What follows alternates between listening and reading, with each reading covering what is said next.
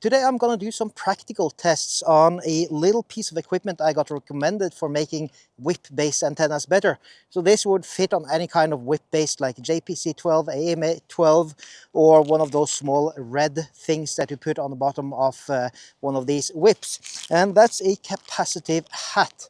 And I've read very little about them. I've not been able to actually find any good information if they're good or not. They are really cheap though, so I did buy it just to test out and see if it's useful or not. And well, let's just see what's in the package before I start testing this in practice.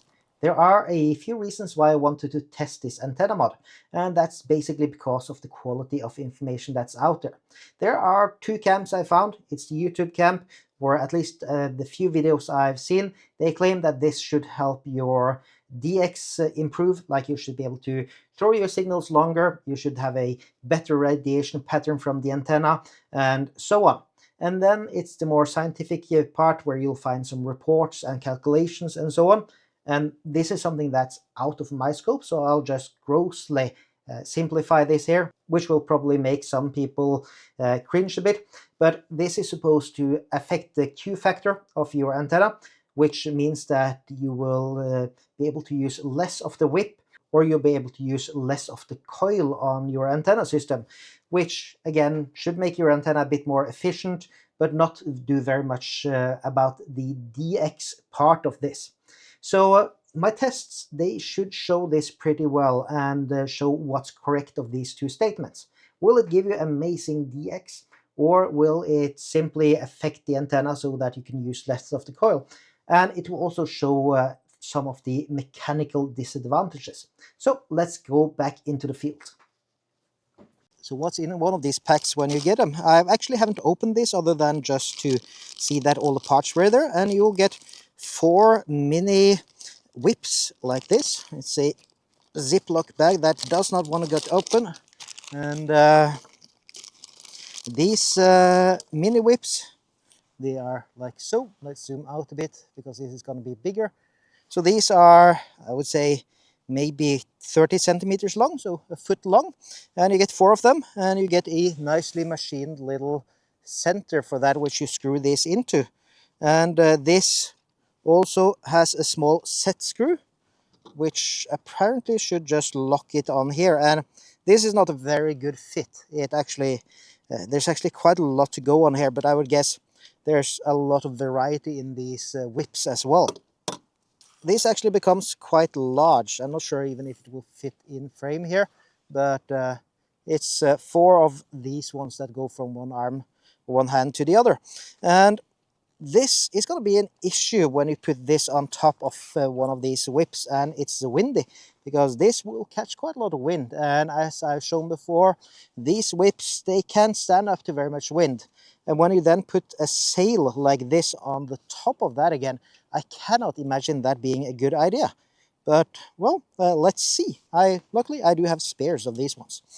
I nearly made a bad mistake here. I nearly lost this small hex key or Allen wrench that came with it. And that would have been bad, because then I would not been able to mount this or dismount it afterwards. So that's also a thing I don't like about this. You have to have extra tools to make it. But when I then have snugged this up properly here, it is nice and solid on there. Not perfect by any means. I would not have designed it like this, but yeah, good to know.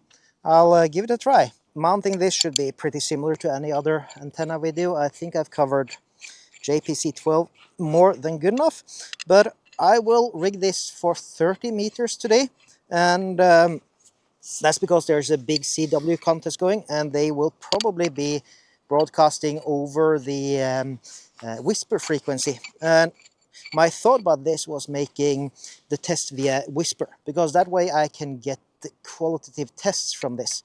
And that's important, because just sending on SSB will not be, you can't say that this is a good or bad antenna, or that it will make any change with that, because you don't have an A and B test. So the way I'm going to test this is that I'll send whisper. I'll send 2 beacons, meaning 4 minutes. And with that, I'll do that first without the hat on. Then I will add it. I will retune it if I have to do that. I don't know that yet. and just so that I know that it's nice and, well, has a good SWR at least for the same band. And then I'll send 2 more, and I'll do that within 10 minutes. Of course, there may be rapid QSB, but outside of a lab, I cannot see any other way you could do any sort of qualitative test on this, because you can't do it with SSB. That's too random, and people won't keep calling you unless you have somebody at a known distance and so on. And well, CW would probably be the same. So then it's down to some sort of digital mode like Whisper, which is made for reporting weak signals and testing antennas. So this is basically what it's for. So let's get this up in the air, and I'll first mount it without the hat and then with the hat, just to see if there's a difference. So that is the test setup done. I got the mast over there, not very big, and there's no hat on it as of now. And I got my FT891 here. I'll be running my laptop with WSJTX on it. And I checked the SWR and so on with the NanoVNA, which is how I tune this antenna normally for non-standard bands. And it's 1.009 to 1 on 10.136, which is roughly where we'll be running, and pretty flat throughout the band. So, like, if you look at this as it is now, there's not very much that could be done better with it, with the exception that you could remove the coil, and that is what this is supposed to help you with, that you don't get as much effect from that coil anymore. So that was the glorious fun of 2 Whisper beacons in a row. 4 minutes of my life. Let's get this on there. I got spotted as far away as the Canary Islands, so I would say that's pretty average. Like, some days you can be picked up in Australia, some days you can't, and that's all about conditions and so on. Let's just give you a closer view of just mounting this on here. So you put this one in there, and then you have a small set screw here, and you tighten it, and that's it. And this is not a proper bond, and also this set screw, if you over tighten that, it is either going to destroy the cap inside there, or you're going to destroy the set screw. And then after that, you take these ones and you extend them out. So let's get it on. So I'll just extend this here, and what I can feel when I do this is that this is wobbling out quite a lot, which is not what you want with a telescopic whip like this. They are not very sturdy constructions, and twisting this around, it actually wobbles quite a bit as well, but not too much, but also not good for it. Let's see how this affected the tune, if any at all. So that dropped it quite a lot. Now it's resonant at 9 megahertz. It dropped the resonance for actually a complete megahertz. And the Schmidt chart is also very different. That means I can remove a few links from here.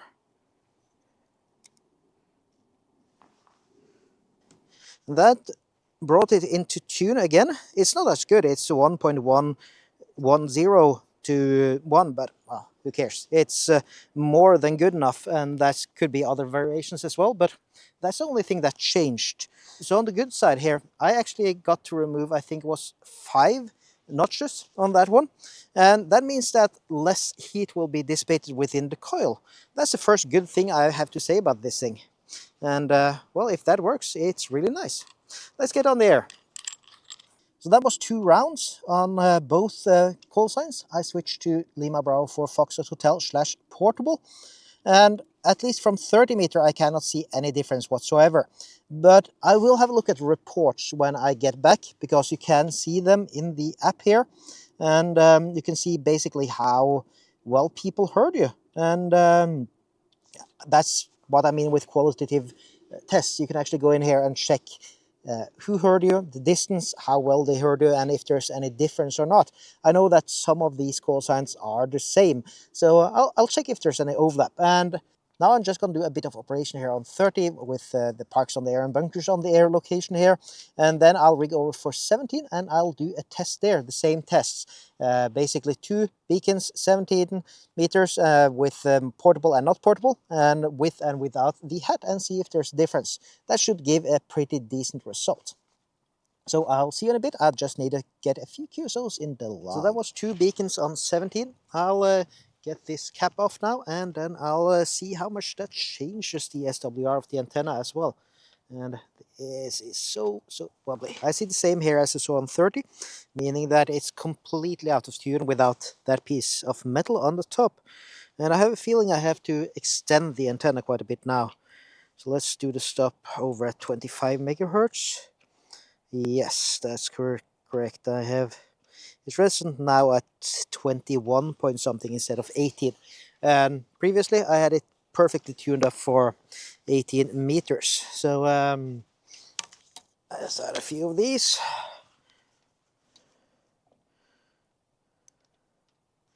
That looks better. So I had to add, well, 3 links on this one to compensate for what that one gives, which it is a good thing. Huh, interesting, there's a submarine. So that was 2 rounds of testing done. I did 30 and 17 meters, and pretty much the same results. No change whatsoever. I will go home and I will crunch the numbers though, and just to make sure.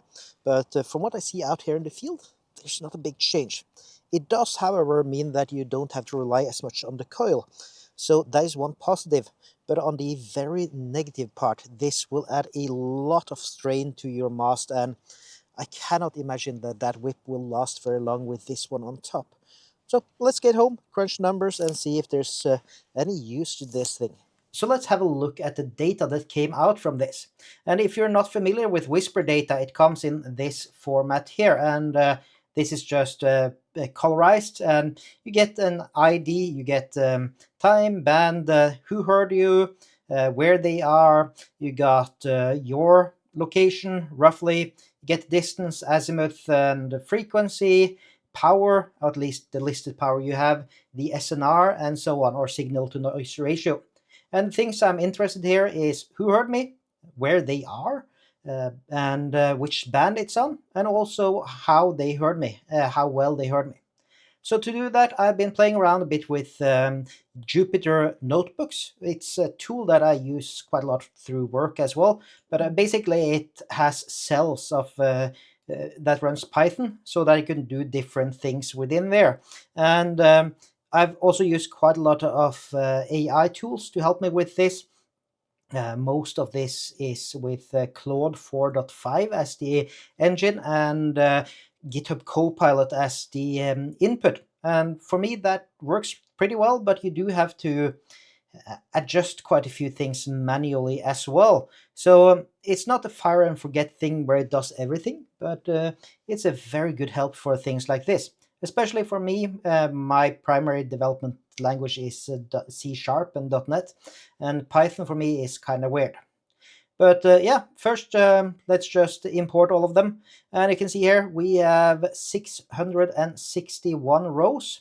So these are the people that heard me, 662 rows plus the header. And it's just doing some random show off here to see it. The first thing we're going to look at is the average SNR by call sign and band. And in this case, that means my call sign.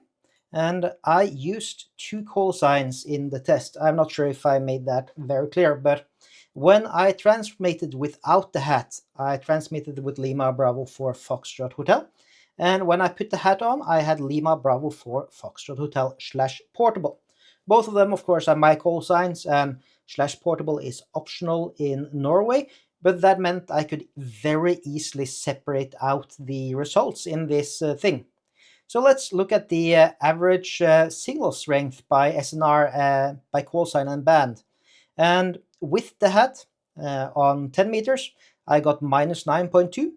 And without the hat, it's minus 7.6. So there's actually an improvement to not have the hat on. And but you do see the opposite on 18, on 17 meters. You have then minus 4.3 and minus 5.4. This could, of course, be random or not, but we'll see if we can find a trend down here. The next one shows you how many times I was heard with the different call signs. And without the hat, I was heard 368 times. and with the hat I was heard 293 times. So the numbers are pretty similar. And remember, both of these were 2 full whisper beacons. That means 4 minutes of transmission per band per having the hat on or off. Then we're going to look at the average distance, and that's one of the main claims I've heard before. This is supposed to give you better DX by lowering the lobe and making sure that your signal is thrown a bit further, in layman's terms at least. So the results for distance is that with the hat, the distance for 10 megahertz is 1145 kilometers. Without the hat on the same band, 1100. That's so close that I really can't see a big difference there. And for 18 megahertz, there's 1554 versus 2050. But for the 17 meters, there was at least one outlier in Africa, which I think came on the one without the hat. So I think that's kind of skewing the results here slightly. Now let's look at something that's a bit more interesting. That's how many actually heard me on both with and without the hat on the same band. So that means that somebody heard me both with and without the hat, for example, on 10 megahertz or 18 megahertz. And for 10 megahertz, that was 98 stations. For 18 megahertz, that was 57 stations. And there's some mean differences here. So that means that for 10 megahertz, the received SNR actually dropped with the hat, and the same happened on 18 megahertz. On 18 megahertz, it's not very noticeable. It's half a decibel down, but on 10 megahertz, it's 2 decibel down, which is a bit more significant, although not horribly big, but it's a bit. To make that a bit more readable, I do have some plots here, and these show the normal distribution. And as you can see, around 10 megahertz, it's shifted quite significantly down, and on 18 megahertz, it's just barely below. So there is a tiny bit of loss there. That could be due to the sample size being very small, but it is at least noticeable, and it does match up with the numbers we saw earlier as well. I would like to visualize this a bit more, and to do that I have some maps here. There's 2 maps, one for each band, and they show you 3 things. Firstly, in blue it shows you the ones that heard me without the hat. Then yellow, the one that heard me only with the hat. And in purple, the one that heard me with both stations. And that's just to be able to show some difference in here. And as you can see here, the yellow ones, they're pretty much placed in between the other ones. There's a few down here in Spain that was only heard with the hat. Otherwise, they're in between all the others. And then there's a few over here in North America that heard me both with and without the hat. And the majority of them was heard only without the hat. So that's very interesting. When we go over to 10 megahertz, the image is pretty much the same. The ones that heard me only without the hat, that's 21 stations. Only with the hat, that was actually only 2 stations. And you can see here, they're placed pretty much in the middle of everybody else. And 98 stations heard both of us. So let's try to summarize this a bit. There were a few things that we could see from the data. Firstly, from the normal distribution, you could see that the received SNR on the recipient sides dropped when they used the hat, which means that people can't hear you as good as they could before. The changes are not very large, but a -2 decibel SNR on average is quite a lot. It is quite noticeable. So that's one bad thing. Also, when we then looked at the maps, you could see that there was no apparent change in DX capability other than actually reducing it. I would have expected this to be so much better, to be heard so much further away. But in fact, from the maps you can see here, you can be heard almost the same or less distance away than you could before. So that are 2 rather good and strong conclusions from this test. And it's based on the numbers in the test. For me, this means that this is actually a product that doesn't deliver what it promises, if in fact that's what it's promising. Because there is a lot of weird marketing for this thing, and pretty much is one of those products that people want to sell. And for me, I would just say, don't buy it. it will not give you anything. In fact, it seems to subtract from the performance of your antenna. And also, it will destroy your whip. There is no discussion about that. Mechanically, over time, this will add a lot more sway to your whip, which will wear it out and then destroy it. So you will have to buy a new whip. And if this was some magical device which would give you an amazing amount of DX, then maybe that could be worth it. But for something that reduces the performance of your antenna, well, that's not worth it, is it? Thank you very much for watching. I hope this was interesting, and if you find anything I should have tested differently, then maybe I can make a follow-up video. Please leave the comments below. 7-3.